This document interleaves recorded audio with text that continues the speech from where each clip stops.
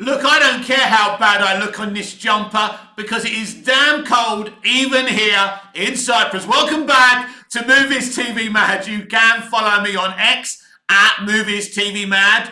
On YouTube, 3 words, Movies TV Mad. Spread the word. Tell your friends, please, I'll do anything. Well, literally anything. Not that.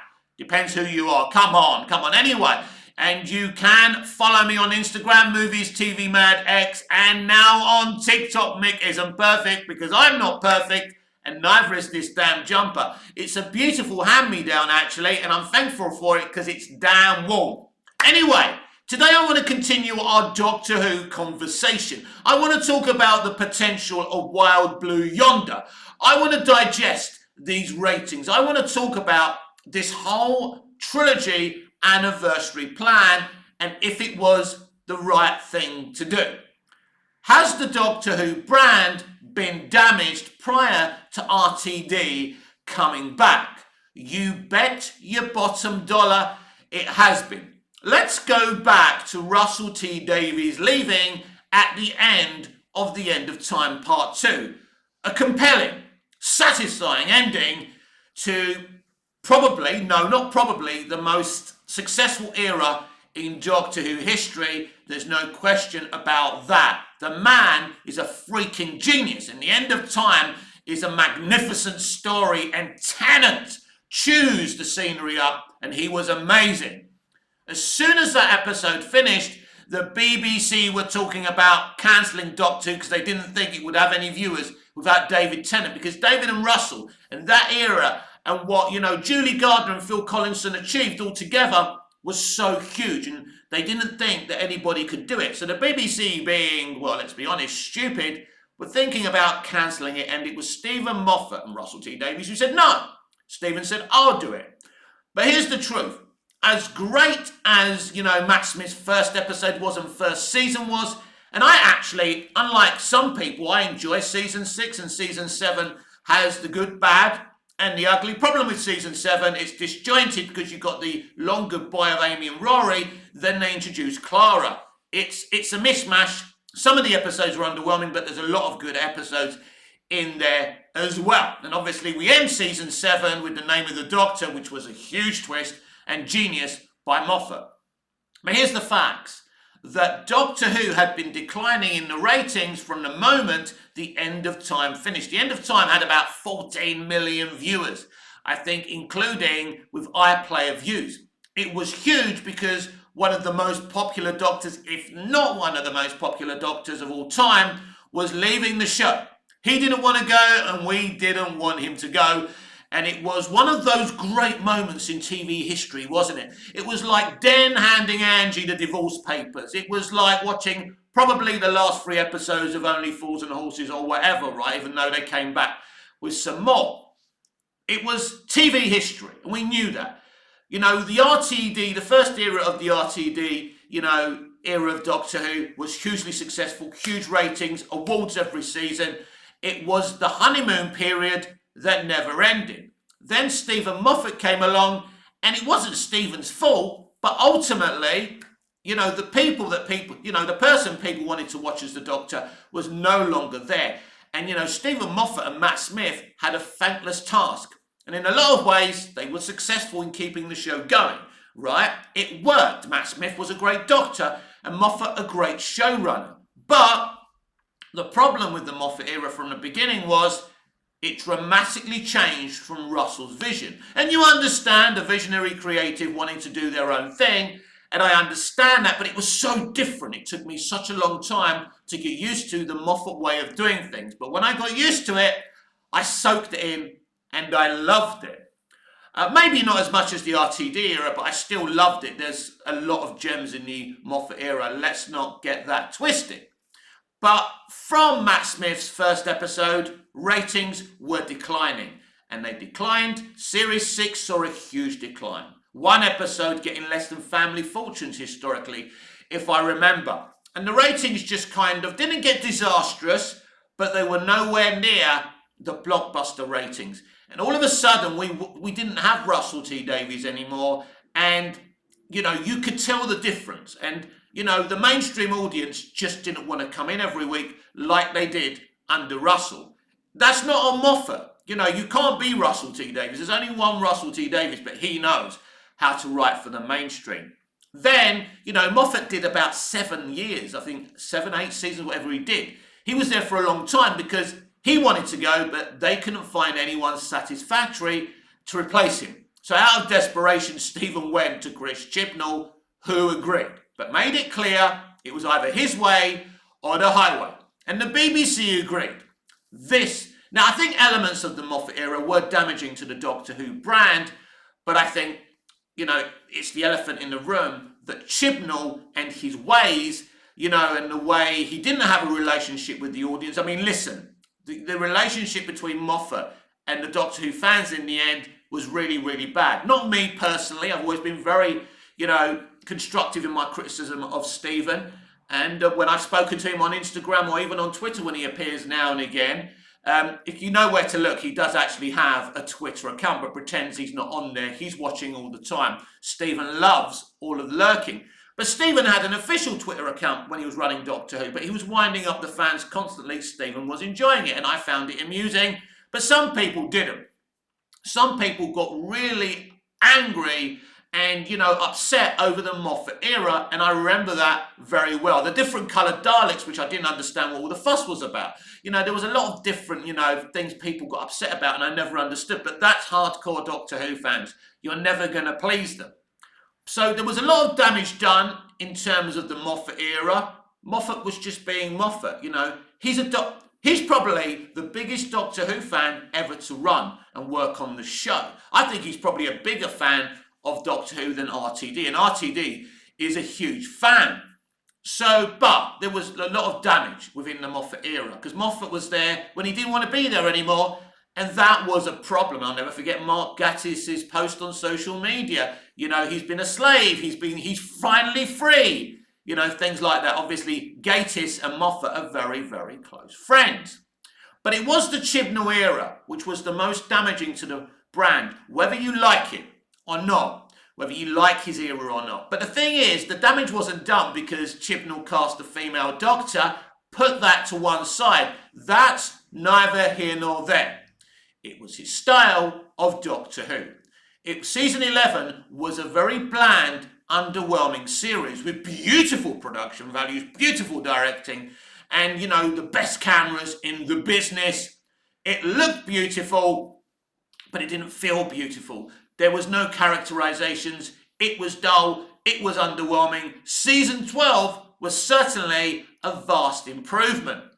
And even though The Timeless Child was, let's say, a polarizing story, it still was interesting. The lead up to that story was very interesting because it was very, very mystery box, and we were all trying to work out who the Timeless Child was and what was going on with Jodie's Doctor. Some of us found the Timeless Children reveal very interesting. I did, and I thought the potential was limitless with it. Some people were very offended because it basically says that Hartnell isn't the first Doctor, but he is the first televised Doctor. Look, Chibnall's a Doctor Who fan. He loves Hartnell. Of course he does. He wasn't trying to hurt the Hartnell Doctor, but he was trying to rewrite history and put some representation with a character that never really had it. But as I keep on saying, you can't rewrite history. The way you fix the sins of the past is by doing better in the present and the future. And I think this is what RTD has done with the casting of Ncuti Gatwa, right? He's not there because he's mainly black. He's there, well, mainly black. He is black, isn't he? But he's not there because he's black. Maybe that's part of the reasoning, but he's also a very, very talented actor. He's going to be a very, very great Doctor. I really do believe in Ncuti and his ability, and I think this is going to be a great pick. And I think people are just going to love watching Millie and Ncuti on the screen. But, I think there has been damage done to the brand, and I think you can see it in the 5.1 million viewers we had overnight for Starbase. Now, let's go back and get this right. Those are some of the strongest launch numbers of this year. But here's the thing. This is the problem by doing a 3-episode miniseries for an anniversary, and not one of those episodes was broadcast on the actual anniversary, and I warned of the bubble bursting. So Wild Blue Yonder will be the second episode, right? So you've got to treat this as the episode after the season premiere. So Star Beast is literally the season premiere where the hype and the publicity is there. So you're going to get quite good ratings, which it did, not record breaking or anything special. And I think you'd be lying if you said you didn't expect more. I certainly did, but that doesn't make the ratings bad, and we don't know the iPlayer views, which are very important. They're the second part of the rating story, whatever people tell you. It's not just about live overnights. Those days are gone because viewing habits have changed. You don't need me to say this. And when I say this, people think, I'm making excuses. It's not. It's a fact of people's viewing habits today. But because this is the second episode, like watching a second episode of a series, you would expect a dip in the numbers naturally. Now, if RTD is able to keep 5.1 million overnight live viewers, he's done a very, very good job. If it doesn't drop at all, or only drops slightly, he's done very well, and maybe just about 6 million all in all with the iPlayer catch-up numbers is very, very solid as well. Not forgetting that Rose, RTD's first episode, brought in around 7 million, I think, live viewers at the time. And, back then, people watched live more than on. iPlayer was a very, very young piece of technology, and people didn't really trust it as much as they do now. So viewing habits were different. So probably I would look at the Star Beast episode and say, probably when you add the iPlayer views as well, it's probably going to do, all in all, as much as Eccleston's first episode and RTD's first episode, Rose did. Which means nothing's really changed since RTD first came in, and the numbers are strong, right? But Wild Blue Yonder, because the marketing isn't in your face as it was with Star Beast, because they don't want to give anything away. Now, we've spoken about the brand being potentially damaged, and obviously it doesn't help with the whole, Davros thing and RTD asserting, that Davros being in a wheelchair is a bad stereotype for people in wheelchairs. That would have hurt the viewers for Star Beast as well, because Doctor Who fans were very angry that Davros is out of the prosthetics and out of the chair. They're not happy with it. My attitude is it's good to take another look, on a character that's been around for so long in the same way. All RTD really had to do was keep his mouth shut about the whole the bad stereotype. But here's the problem. He has got a very famous disabled advocate on his staff, and her name's Ruth Madeley. So he has to look like he's looking after the disabled community and representing them in a positive way, because he really wants her part of that show. The reason he didn't just cast any disabled person, because Ruth has been, shouting and screaming and, championing the disabled community for years. Let's briefly talk about Ruth's performance. Now, I wasn't overly impressed with her performance, and I'm sorry, Russell, I look up to you, I hero worship you, and I have a blind spot when it comes to you, but I didn't really like your writing for her either. The problem is with her character, there's no excitement in seeing the Doctor. It's, oh, you're the Doctor. I'm a strong female in a wheelchair. I'm not impressed by you. Maybe I don't even like you that much. It was that attitude. And now I've heard her described as this kick-ass character.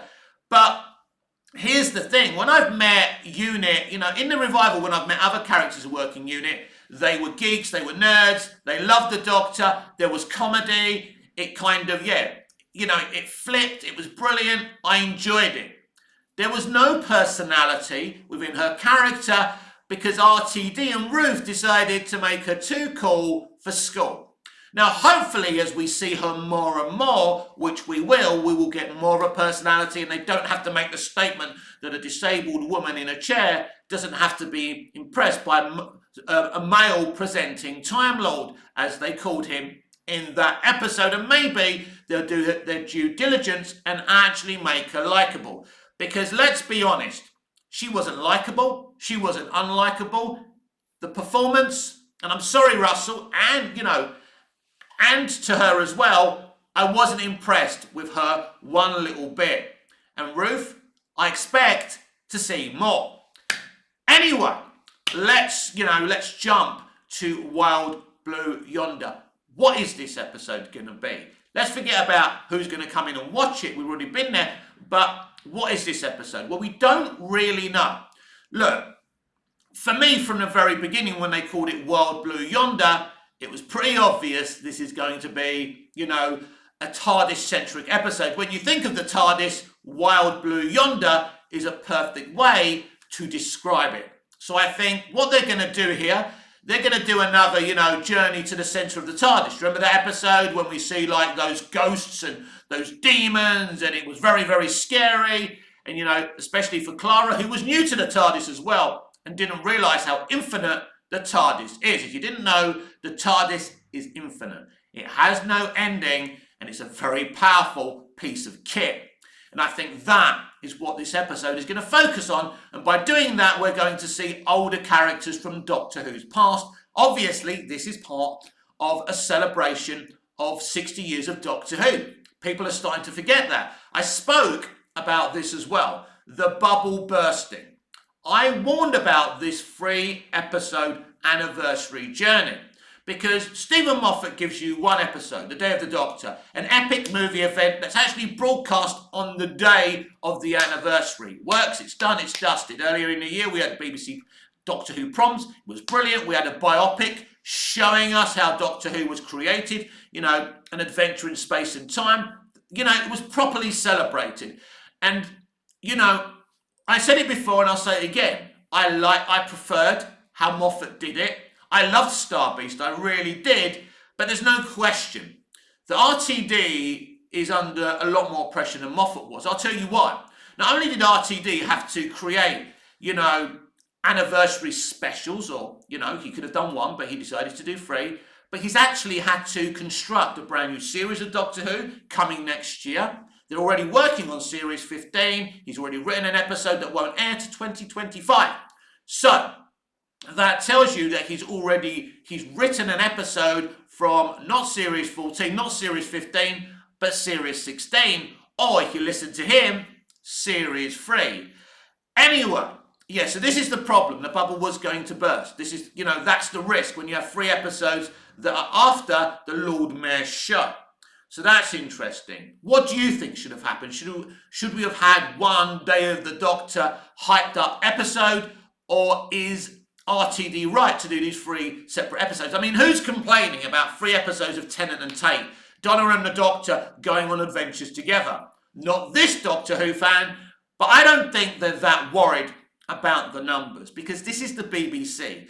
It's a public-funded broadcaster. It's not a commercial station. It's not a commercial broadcaster. Whether they get 5.1 million or 4.1, it doesn't really matter. Of course, they're a broadcaster. They need people to consume their stuff, but at the end of the day, it isn't the end of the world. But Doctor Who's ratings overnight were very, very strong.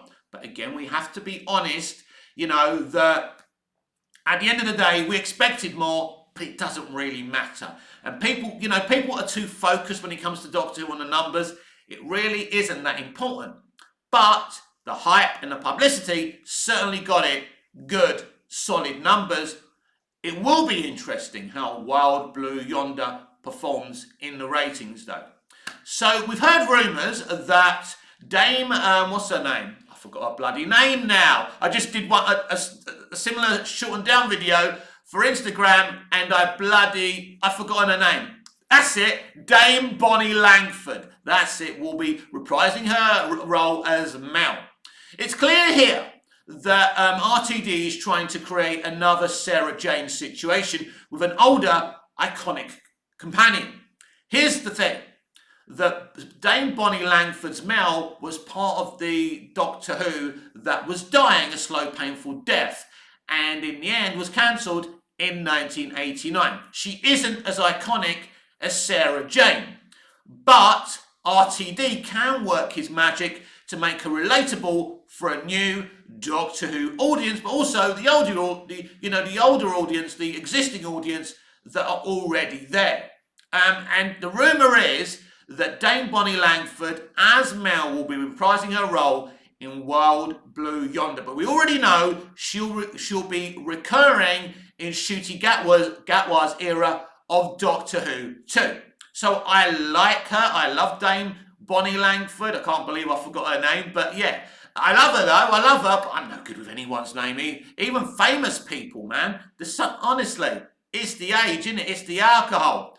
Anyway, gotta stop the drinking like, Anyway, it's fun though, isn't it? It's fun. Anyway, gotta have fun. We're not here forever. But yeah. So, RTD is up to, that whole iconic, previous companion. And it'll be interesting how the dynamic between her and Ncuti will be, because Ncuti's the Doctor, he's got to remember being with her and travelling with her. So that relationship was always interesting between Mel and the Doctor, and we'll see how that plays out. So there's lots of interesting, exciting things. Yes, so that's the rumour, Dame Bonnie Langford in World Blue Yonder. But let's be clear, she's not going to be the only cameo in that episode if this episode is what I think it is. If the episode is what I'm telling you it's going to be, lots of ghosts from the Doctor's past rooting around the TARDIS. Now, in the marketing for Starbeast and the whole anniversary, there's that moment when the Doctor says the TARDIS is scared, or something like that, and Donna goes, well, let's go get them, or whatever she says. So I think that's from World Blue Yonder, by the way, or at least I think it is. So this is why I predicted, like a few videos ago, that this episode is going to be a really, really dark episode. You've got to look at Starbeast as Planet of the Dead. Basically, a nothing episode. In a way, it's a light, fun episode, which I loved and adored, but in terms of the storytelling, it takes you to false narratives, like Donna gobbing out, the meta crisis and, the easy way RTD used to solve that problem. I don't believe that problem is solved, or even if it is solved, even though it's, I don't like it. But again, I'm a biased RTD fan, so I'm going to suspend disbelief. But it was too simplistic, and that's the reason I don't believe the meta crisis is over. I don't think Russell would do that, but again, I'm a biased, RTD fan, so who knows? I could be wrong about that. But yeah, so expect a very, very darker episode. As I say, ghosts from the Doctor's past, and it's a way to have some nostalgia as well, but give some deep, dark storytelling as well. So I believe that's what World Blue Yonder will be. As I say, yeah, so Starbeast was Planet of the Dead. I think World Blue Yonder will be more of the waters of Mars. And obviously the giggle, which we discussed in somewhat forms yesterday, is going to be the End of Time parts 1 and 2. So very exciting. You see, RTD has a structure. RTD sticks to that structure. He said he wouldn't have come back if he wasn't going to do anything different. And you will see more different things in terms of how more inclusive he is. Because if you look to his original era, it weren't that inclusive. Two straight white males as the Doctor, which is nothing wrong with that as far as I'm concerned, but to the world we live in today, there is. And if you look at the casting and the characters around the Doctor, there was inclusion, but not enough for, the people that live and breathe fire. And whatever you do in terms of representation and inclusion, it's never enough. Now, I want to end this video in talking about the trans representation and visibility we had in Starbeast, and talk about why people may be a little bit pissed off and not everyone came back to support Doctor Who. Here's the thing. People are fed up of being lectured, right? Now, personally, I don't see the problem of representing disabled people and the trans community, uplifting trans kids. I don't believe it's a bad thing, and that's a problem. Here's the problem. It's the polarizing conversations. It's the discourse constantly. It's a highly problematic industry that we know to be criminal, corrupt, plenty of stories of sexual abuse within that industry as well. And, it's not that long ago the BBC were outed in having, one of the biggest serial child abusers working for them in Jimmy Savile. And we also were told that pretty much everyone working for the corporation, and let's be honest, the corporation too, allegedly all knew about what was going on. The BBC shouldn't even be running anymore after all those revelations. So when people are being lectured about being phobes, ists and isn't, right? When people are being lectured on a television show, people think to themselves, well, hang on a minute. Who are you? Who are you to talk down to me? Look at your history. Look at what you've done. Even if we spoke about this last week, RTD and Eccleston and the way Eccleston was blacklisted, that wasn't good, was it? So even RTD's history isn't great in places. Again, I love him, but we're having a balanced, constructive conversation. So it's a very problematic industry, right? And it still is a very problematic history. And I think what people don't like is not that, and I'll finish off with the transphobia that's been going on this week. But basically people are fed up of being lectured and talked down to and told off by people with a very problematic past. Half of them should probably be in prison, and that's the problem. Now let's talk about the discourse around, Rose's, representation. Yasmin Finney gave a brilliant display of herself. Russell wrote a great character. It was great inclusion for trans kids. And the whole dead naming, moment as well, very, very important. If you're a trans person, that's the worst thing you can do to someone, and dead name them. But let's talk about the people who are angry about the trans visibility and representation. I'm a straight talker and shooter, as you already know. So I call a spade a spade. I think if you don't like the trans community, you should just say, instead of blaming Russell T Davies for being inclusive for that. Let's talk about quickly who Russell T Davies is.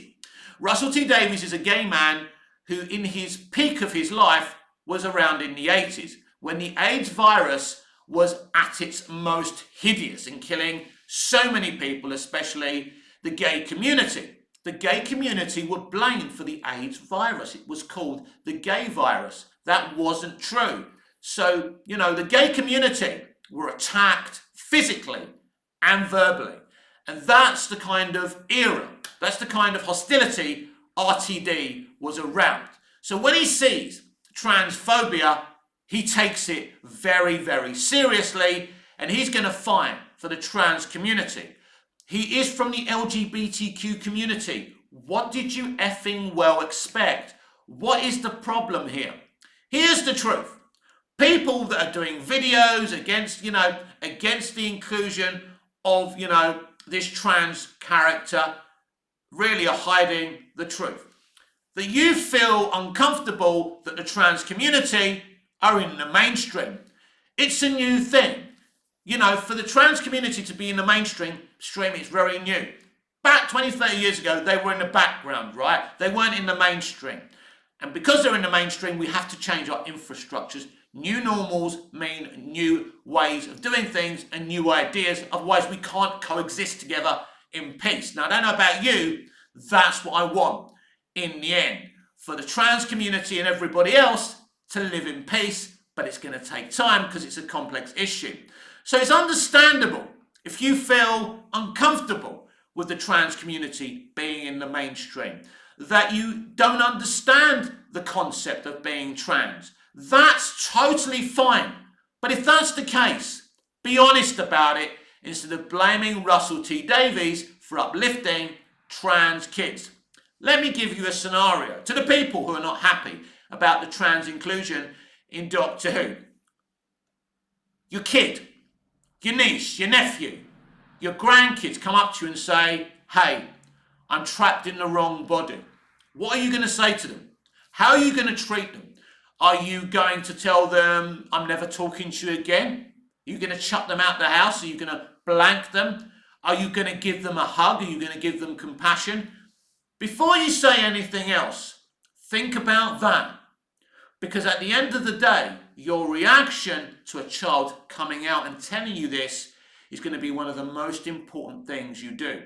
Your reaction could cause them to be uplifted and to be their real selves, or to create depression or something much worse. Those kids could be watching your videos. Those kids I'm talking about in your lives are watching you and hearing you. What kind of memory do you want those kids to have of you?